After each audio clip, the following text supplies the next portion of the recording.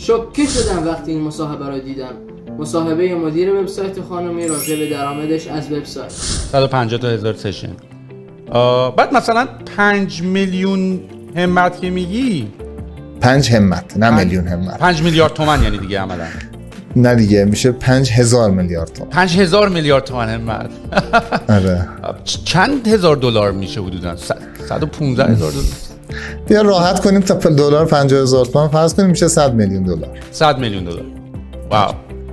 قرار نیست با دیدن این مصاحبه شما هم جوگیر بشید و فکر کنید میتونید چنین درآمدی از وبسایت رو داشته باشید. قطعاً برای داشتن این چنین درآمدی فقط وبسایت کافی نیست و باید کارهای زیادی انجام بشه.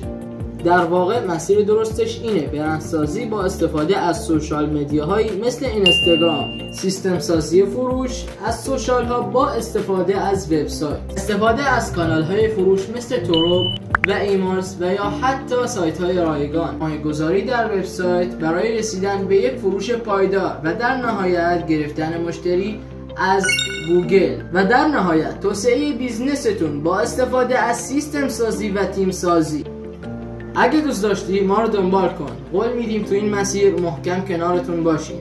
اگه خوشت اومد فالو کن.